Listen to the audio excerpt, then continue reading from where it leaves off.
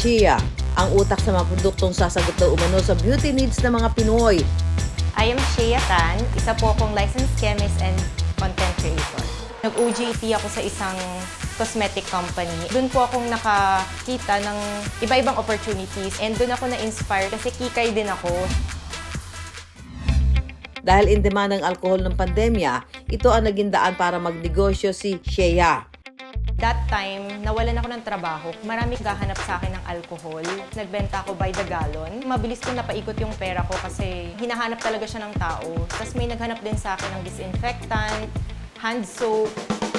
Ang paghahilig ng mga Pinoy sa makinis at magandang kutis ang naging inspirasyon niya sa pagbuo ng mga bagong produkto. Nung lumalaki kasi ako, ang pili kasi sa Bicol parang pinamimigay lang. Kumbaga parang peanuts lang, no? Mani lang sa atin. So sabi ng papa ko sa akin, ba't hindi mo isipan, since chemist ka naman, ba't di mo ipasok sa isang produkto na may value or Filipinos can be proud of?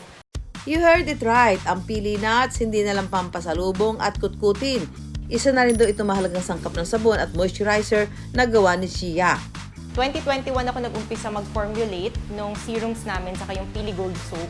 Ang maganda kasi sa Pili Oil, it's good for people even with sensitive skin. Sa Pili Gold line namin, we offer soap, meron din body oil, meron din kaming moisturizer.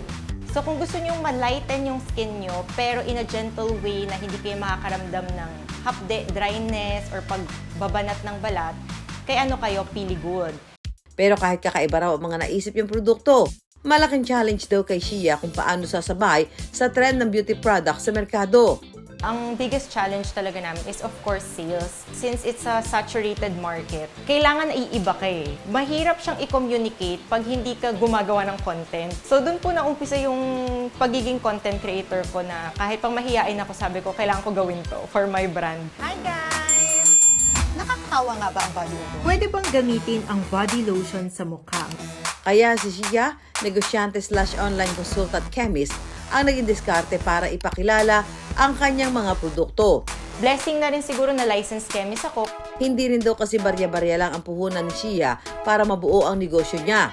Ang puhunan ko noon, nung nag-umpisa ako is 70,000. So nung napaikot ko yung pera ko dun sa alcohol, siguro meron akong 6 digits to start with the cosmetics. Still, hindi siya enough for those big influencers. Check out na kayo. Kaya talagang nag-umpisa ako maging influencer myself.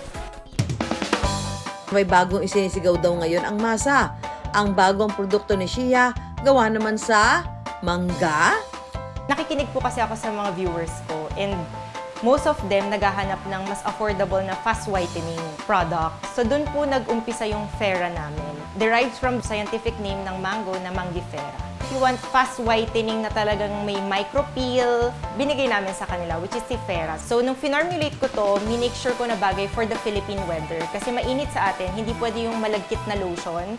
Ilang pag-aaral din ang ginawa ni Shea para makuha ang tamang timpla ng kanyang mga produkto. Tumingin ako ng mga studies. Napag-aralan na siya, I think 2 to 3 years na ng UP Los Baños na proven na nila, nakakaputi talaga. Locally produced ang sabon, lotion at moisturizer ni Shea. Ang sangkap dito lang din sa bansa nagmumula.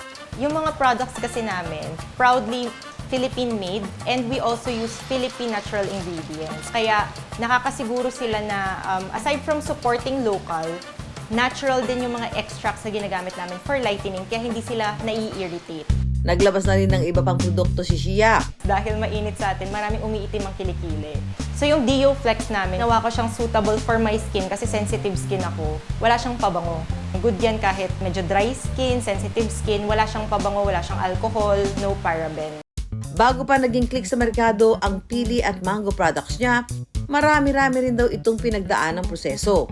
In the market kasi karamihan, rebrand lang. Pinapalitan lang yung sticker, binibenta na nila. Pero sa amin, in-house talaga kami nagpo-formulate. And sa amin, FDA registered, merong license to operate bago kaming naglalabas ng produkto. And pinapatry pa namin to. Dito lang Pebrero, tila isang blessing para sa maliliit na negosyante na may produktong Pinoy gaya ni Shea ang pinirmahang bagong batas, ang RA 11981 o Tatak Pinoy Law. Nakapaloob sa bagong batas ang suporta at pagkilala ng pamahalaan sa mga produktong gawang Pinoy.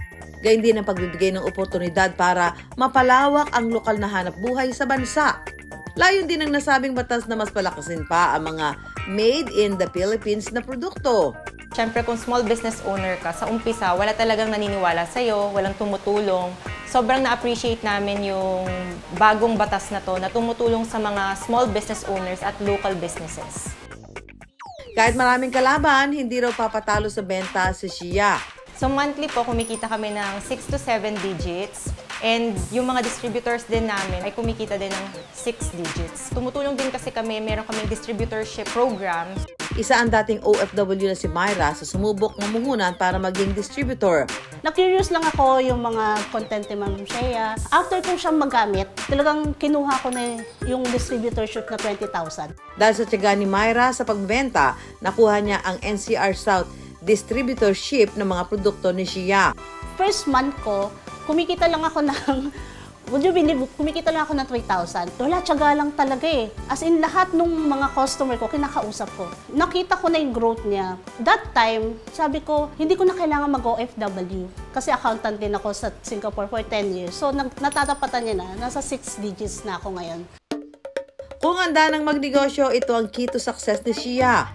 So kailangan, naniniwala ka sa produkto mo. May mga araw talaga na mahina, pero pag alam mo yung goal mo at consistent ka, ma-achieve mo din yan.